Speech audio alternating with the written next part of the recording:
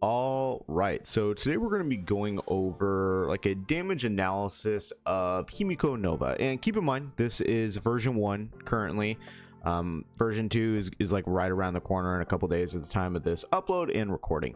But we have some videos up here, as you can see, showcasing her damage at E0S0, E0S1, E1S1, E2S1, and E6S1. And then we also have the Hiroka to go ahead and discuss, you know, what those changes mean for the character, how they implement, and all that stuff. But what you're seeing right here is a damage graph for the characters in terms of overall raw DPS numbers at E0S1.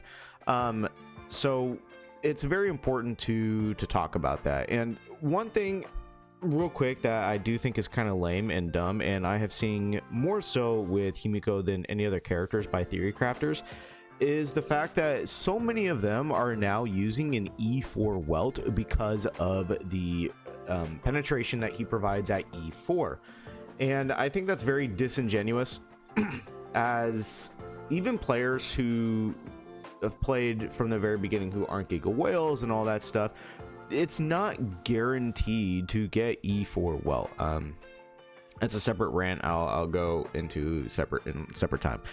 So currently at this moment, Himeko Nova E0S1 with the Remembrance MC, E6S1 with the Cyrene light cone, as well as E4S1 welt with Cypher light cone with M blade. You're looking at roughly about 76.6 total damage entirely. And they have Saber, Tribi, Remembrance MC, and Gilgamesh as the pinnacle, the most damage, so that is the benchmark that they're going for. So the Himeko Nova team is doing roughly 96% of the total damage that the top DPS team is capable of doing. And they also have Archer down here with Ren. Then they've got Ashvale, Evanesia, Acheron with Blade, Rin here, like the solo carry Rin, and then level 99s down here. But yeah, I just wanted to make sure people had that understanding that currently right now, this is the hypothetical theory crafted total damage that Himeko Nova is going to be outputting at the E0S1 level, obviously with vertical investment into some other characters with other limited light cones and characters just in general. So moving over here, this right here is going to be E0S0. You're looking at roughly with this, and keep in mind I'm just going over the complete damage from the ultimate, and all the teams are going to be running the Remembrance MC, Tribi, and Donhung PT. So obviously overall damage output can be increased again if you have that E4 welt, if you have that Mortonix blade with his light cone, right? The damage overall can be increased, but this is just a baseline barometer that we're looking at to give a rough idea about the vertical investment and damage that Himeko is going to be able to do with vertical investment into her for the overall damage output, right? And we'll go over the light cone when we go over to the E0S1, also to understand why it's so good. So right here, the E0S0, again, I'm not sure what light cone they're running, because down over here you can see that they have Himeko's light cone, so I'm not sure where we're getting or what light cone we're currently using, unless it's here somewhere that I missed. No. All right, so I don't know what light cone he's using, but you're looking at about 1.7 million, which is very respectable overall damage from one hit of the ultimate. So it's very, very good. Now moving over, we have the E0S1. You're looking at about a 2.1 million. So what exactly is that light cone actually providing to Himeko to allow for more damage, right? Obviously, because the signature is very important for characters to do more of that overall damage. I don't know why this is not loading. Come on, man. Thank you. All right, jumping over here to the light cones. It's taking forever to load right now. But just in general, the light cone currently at the top of my head because I remember some of it, is that it is going to be providing an attack increase for the character while also allowing for defensive penetration, and that is very, very important. Okay, this is frustrating that it's not loading at all. Let's see if I can get in. All right, whatever.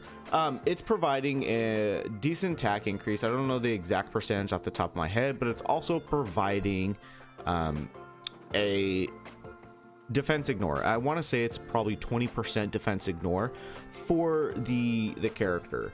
So that's why we are seeing such a dramatic increase, about 500, or roughly about 500,000, a little under, from the E0S0 to the E0S1 bracket. Now moving over to E1S1, we can see this is gonna bother me. I want to make sure I get, oh my god,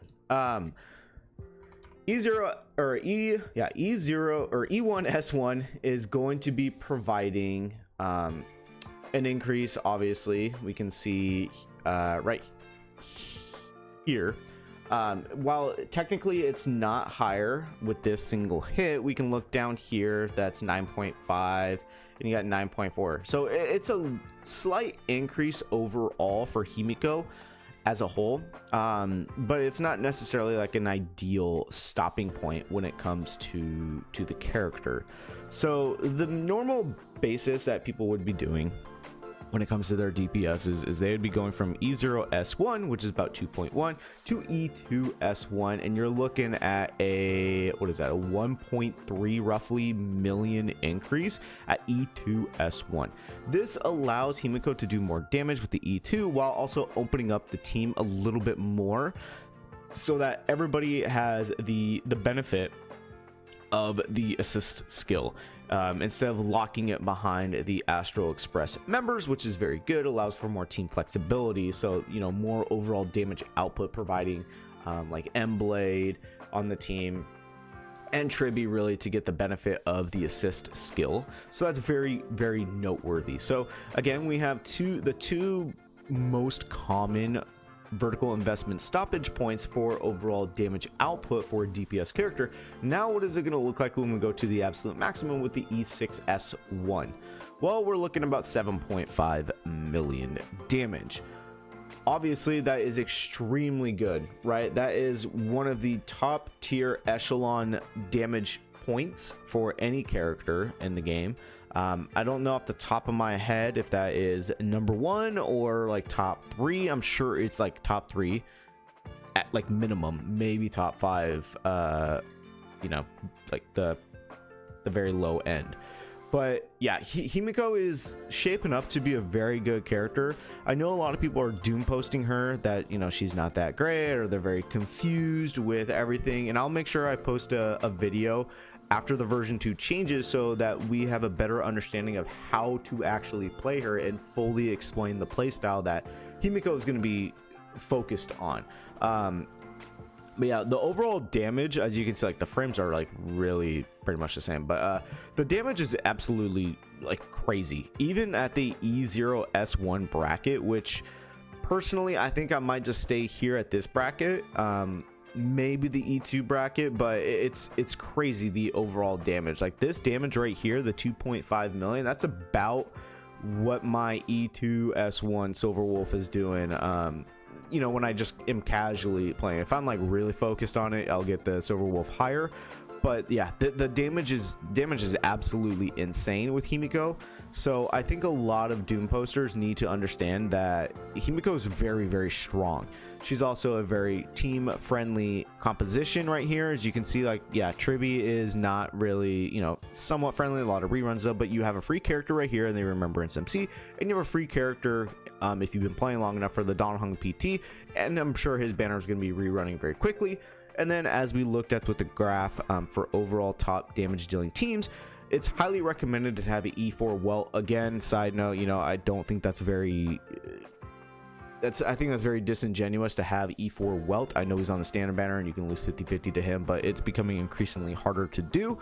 regardless, very, very friendly when it comes to the overall team composition for Himeko Nova, with the damage output being extremely high as it currently is.